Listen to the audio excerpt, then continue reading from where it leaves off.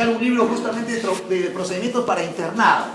Justamente toracocentesis, paracentesis, raquicentesis, artrocentesis, porque esto lo tiene que hacer el interno. Es la última oportunidad para hacer procedimientos, porque luego ustedes se van al CERU, doctora, vengo porque estoy con la rodilla hinchada y vivo en Conchucos. No voy a derivarlo a un médico a la ciudad porque la señora, no, doctora, no hay carro hasta 2 días aquí. Entonces, veo la rodilla hinchada, tengo que hacer mi artrocentesis. Viene un paciente con ascitis, tengo que hacer mi paracentesis. Entonces, son manuales de procedimiento importantes que ustedes deben conocer. Y uno de ellos es la toracocentesis, que es la punción pleural. ¿Y cuándo hago la punción pleural? Cuando detecto un derrame pleural. ¿Y cómo detecto un derrame pleural? Sintomatológicamente el paciente viene con tos, dolor torácico, doctor, me duele aquí al inspirar y cuando toso me duele más. Eso es un derrame pleural. Justamente en mi centro de salud no hay placa de tórax. Es mi clínica y solucionarle porque la paciente está disneica y el burrito justo se enfermó hoy día, no va a llegar al pueblito más cercano, entonces tengo que hacerle la toracocentesis. En el contexto tengo que usar bien mi semiología ahí, donde está ausente más el murmullo vesicular, comparo un tórax de otro, le hago decir 33 y encuentro 33, eso se llama egofonía. Aquí está el derrame, percuto, es matidez, tiene un derrame pleural, no hay pierde. Siguiente. Con mucha asepsia, medidas de asepsia, tengo que hacer la paracentesis. Acá es fácil, pues no, acá le tomo la plaquita, encuentro el punto y ahí le hago la toracocentesis y veo este líquido, y el líquido es un amarillo citrino, eso es un trasudado. Si es purulento, eso es un empiema, y si punzo y saco sangre, ya fui. ¿Ya? Siguiente. Y el mecanismo en realidad es mecanismo de membranas, lo que ustedes han estudiado en fisiopatología, bueno, en el contexto es trasudación de presiones oncóticas, osmóticas, hidrostáticas. Si es aumento de la presión hidrostática, ICC. Si es aumento, alteración de la membrana, empiema. Si es disminución de la presión osmótica, oncótica, síndrome nefrótico. Así se trabaja y así se entiende el contexto fisiopatológico y lo extrapolo al contexto clínico. Si viene una paciente con ICC y le encuentro derrame pleural, no le van a hacer una punción pleural, pues saben que el ICC está produciendo el derrame pleural. Si viene una paciente con uremia y encuentra una disminución del murmullo y es un derrame pleural, no le hagan la toracocentesis porque eso, la uremia produce derrame pleural. ¿Cuándo hacen toracocentesis? Cuando el paciente no tiene una comorbilidad, tiene fiebre y no estoy tranquilo, pienso que es un empiema, y si es un empiema tengo que hacer la punción, no solamente diagnóstica, sino terapéutica, porque si no, de aquí 2 días la pleura se sinequia y ya fui, ¿no? Porque la pleura se sinequia y tienen que hacer recorticación y sería una mala praxis. Siguiente. Y bueno, son mecanismos, siguiente, esto ya. Toracocentesis diagnóstica, el objetivo es el conocimiento del tipo de células, sacar un volumen de 50 a 100, siempre con medidas de bioseguridad, los frasquitos tienen que estar estériles, todo eso es la chamba que van a hacer a partir del 1 de enero, sobre todo si van a rotar en medicina, los felicito a los que van a comenzar con medicina, es siempre el objetivo, iniciar con medicina, y ya les explicaré, de repente me queda un tiempito de 2 minutos, 3 minutos, por qué. Y en el contexto hemograma, bueno, comparar la hemoglobina, el pH, etc. Siguiente, hay que interpretar también el líquido. Acuérdense que el líquido puede ser exudado o trasudado. Para eso usamos los criterios de Lai. ¿Qué son los criterios de Lai? Es la relación entre las proteínas del líquido sobre las proteínas séricas. Mayor de 0.5, eso es exudado. Y el LDH mayor de 0.6, líquido sobre sérica, eso también es un exudado. ¿Para qué me diferencia eso? Para decir si es un exudado, tuberculosis, la primera causa, empiema, la segunda causa, cáncer, la tercera causa. Y si es trasudado, ICC, uremia, lupus, pericarditis, bueno, una serie de causas. Siguiente. Indicaciones, derrames de causa desconocida o de evolución tórpida. Estaba ausente el murmullo hasta el tercio inferior, ahora está hasta 2/3, está aumentando el derrame. Sí, la insuficiencia cardíaca, pero si tiene fiebre, la insuficiencia cardíaca da derrame pleural, pero no da fiebre, entonces se ha agregado un empiema. O es una neumonía que ha hecho un derrame, eso se llama derrame metaneumónico. o es una cirrosis que ha hecho derrame. Acuérdense que el cirrótico per se puede hacer derrame pleural, sobre todo derecho, pero si hace fiebre tengo que descartar empiema, que es una emergencia neumológica. Siguiente. Habrá contraindicaciones, no existen contraindicaciones absolutas, se tiene que hacer la toracocentesis en lo posible. Si tienen armamentos, una buena placa de frente y perfil. Si tienen dudas, una ecografía pleural. Y siempre cuando van a hacer cualquier procedimiento invasivo, su perfil de coagulación, por favor, su TP, sus plaquetas. Con eso, en ambientes hospitalarios estamos tranquilos. Pero probablemente en lugares alejados quizás no tengamos esos instrumentos y con eso podemos hacer un buen procedimiento. Contraindicaciones relativas, diátesis, ventilación mecánica, terapia anticoagulante, eso pasó hace un mes, ¿no? Llegó una paciente con derrame pleural, entusiasta, el interno, me dijeron que derrame pleural diagnosticado, derrame pleural punzado, lo punzó, hizo un hematoma. Doctor, me olvidé que estaba tomando warfarina. Casi hace coagulopatía el interno. ¿Ya? Por eso hay que entender bien la historia clínica, conversar, entrevistar. ¿Qué paciente le voy a hacer la paracentesis, la toracocentesis, la artrocentesis? Tengo que evaluar todo. ¿Y cómo evalúo todo? Preguntando, nada más. O revisando la historia clínica. O siguiente. La valoración radiológica. Se dice que para que se oblitere el ángulo costo-diafragmático tiene que haber 200 centímetros cúbicos de líquido. Lo que se ve en la placa notoriamente ya hay 500. Puede haber derrames más pequeños que se detectan con ecografía. Y algunas veces los derrames son tan pequeños, pero hay que pulsarlos, se hace toracocentesis con ecografía dirigida. Siguiente. Y ahí está la famosa curva de Damasio.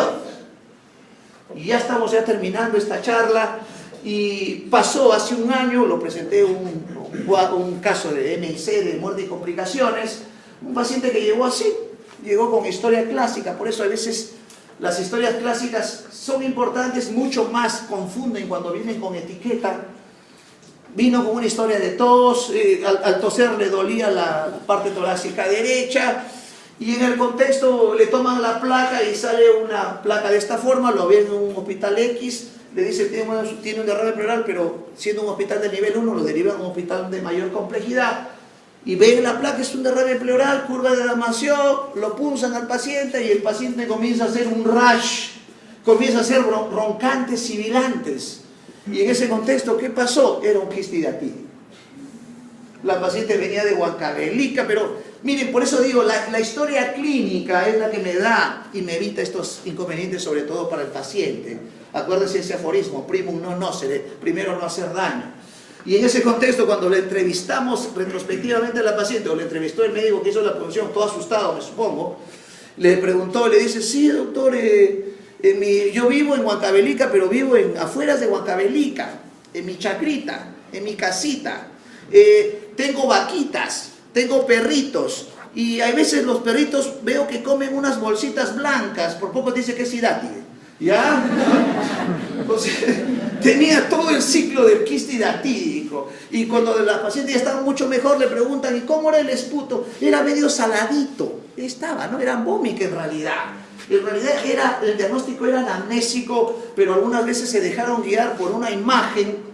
Por eso yo siempre digo que la clínica manda. La historia es lo que prevalece, más que los exámenes auxiliares, que son importantes, pero son complementarios. Y en ese contexto hay que hacer procedimientos. Siguiente. Esto sí, mira, hay que tener mucho cuidado porque tiene nivel. Aquí hay que valorar si es derrame pleural o es un absceso. La historia clínica, mucho más fiebre. El esputo del absceso tiene una característica, es más prolijo, o sea, broncorrea. Tiene halitosis el paciente, o sea, historia clínica. Al final es lo que me va a dirimir. Siguiente. Utilidades de otros exámenes como ecografía, ultrasonografía o tomografía se puede utilizar, pero creo que haciendo bien la historia, valorando bien al paciente, pienso que estos exámenes no invasivos, pero costosos, bueno, ahora con el CIS se palía esa situación, pero de todas maneras no hay que sobredimensionar. Siguiente. Y ahí está la valoración de la ecografía. Siguiente. Siguiente. Miren, la tomografía revela el gran derrame, pero también otras alteraciones anatómicas a nivel torácico.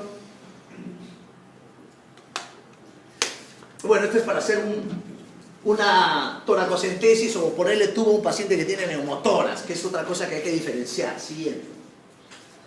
Ahí está la postura. La postura es la postura clínica, semiológica. Siguiente. Ahí está, miren, miren, siempre valorar. De la escápula inferior, generalmente 2 traveses de dedo y no hay pierde. Ahí está el líquido. Siguiente.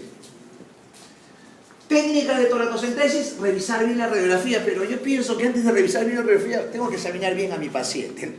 Hagan la toracocentesis de la cama 5. Le mandan al interno, le puse en el emitórax izquierdo, no hay líquido, no, él era derecho. ¿Ya? Entonces hay que evaluar bien, así me manden, tengo que verificar yo, porque el acto lo hago yo. Felizmente el 2016 todavía no tiene responsabilidad legal, pero ya vayan acostumbrándose a esa situación en la cual tengo que hacer las cosas bien. Utilizar mascarilla, guantes estériles, la colocación del paciente. Previo a esto también su consentimiento informado, qué procedimiento le van a hacer, qué complicaciones puede conllevar este procedimiento. Lo ideal es que no tenga ningún tipo de complicaciones y hacer los exámenes respectivos y hacer una radiografía de tórax posterior de control para ver si no han hecho neumotórax, por si acaso. Siguiente. Y ahí está el tipo de aguja, generalmente es una jeringa de 20 centímetros cúbicos. Siguiente. Ahí está la forma de la punción. Previamente, algunas veces se hace una infiltración local con la silocaína al 2%, siempre preguntando si tiene hipersensibilidad a la silocaína. Acuérdense que es muy alérgico. Siguiente. Bueno, y además son procedimientos. Siguiente, siguiente, siguiente. Bueno, ahí usan una llave triple vía, un trocar. Siguiente, siguiente, siguiente, ya para poner tubo. Y la interpretación, ¿no? La interpretación de lo que se encuentra en el líquido. Siguiente. Siguiente, el LDH, el like, que les he dicho, y esta es una prueba de sensibilidad y especificidad, pero importante es la clínica y luego los exámenes. ¿Qué me sale? ¿Un exudado o un trasudado? Siguiente. Y las causas, ¿no? Una serie de causas por las características del pH. Por ejemplo, un pH ácido en el líquido pleural, eso es un empiema, es una infección. El pH neutro, por ejemplo, tuberculosis. La tuberculosis da un pH neutro. Hematíes en el líquido pleural, neoplasia, tromboembolia pulmonar. Triglicéridos en el líquido pleural, eso es un linfoma o un quilotórax. Son interpretaciones que ustedes van revisando felizmente. Creo que todos van a ir con su tablet, todos revisan sus temas. Tengan línea nada más, no hay wifi. Siguiente. Y bueno, el algoritmo de la efusión pleural, ¿no? El paciente tiene radiografía de tórax, no radiografía de tórax, tiene insuficiencia cardíaca, o sea, de acuerdo al contexto, es un algoritmo práctico. Siguiente. Complicaciones, esto lo he puesto ya al final, pero yo sé que nunca va a pasar, ¿no? Lo ponemos a rezar nada más. Complicaciones de la toracocentesis, hemorragia, neumotoras, función hepática, ¿no? Me acuerdo un día que hicieron una biopsia pleural y luego llega el estudio histopatológico, hepatocitos, habían pulsado el hígado, hipotensión y edema de pulmón ex vacuo. Y aquí me estaciono. Y aquí me estaciono un minuto porque vale la pena. Interno yo, segundo día de internado, medicina, y el contexto muy ávido. Llegó mi paciente con un derrame pleural masivo por una neoplasia metastásica de mama a pleura, y en el contexto le hago la punción, la toracocentesis, todo ávido, le saco una gran cantidad de líquido, y el paciente, pues, antes de la toracocentesis estaba con 25 por minuto de frecuencia respiratoria. Le comienzo a hacer la toracocentesis, le pongo la conexión del equipo de venoclisis al frasco donde va a drenar el líquido, y el paciente comenzó a hacer mayor frecuencia respiratoria. Bueno, según mis clases de la universidad, y cuando saco más líquido debe estar menos disneico, ¿no? Criterio simple, ¿no? Pero aquí se rompió la fisiopatología. Aquí estaba más taquipneico y estaba haciendo este fenómeno. El edema de pulmón es vacuo. Generalmente no se debe sacar más de 1 litro, mucho más si no le pones un fluido como cloruro de sodio o un plasma al paciente. Nunca se saca más de 1 litro, litro y medio, ni de líquido acítico ni de líquido pleural. porque pueden producir fenómenos. Si es líquido ascítico, hipotensión sostenida. Si es líquido pleural, edema de pulmón, ESVAP.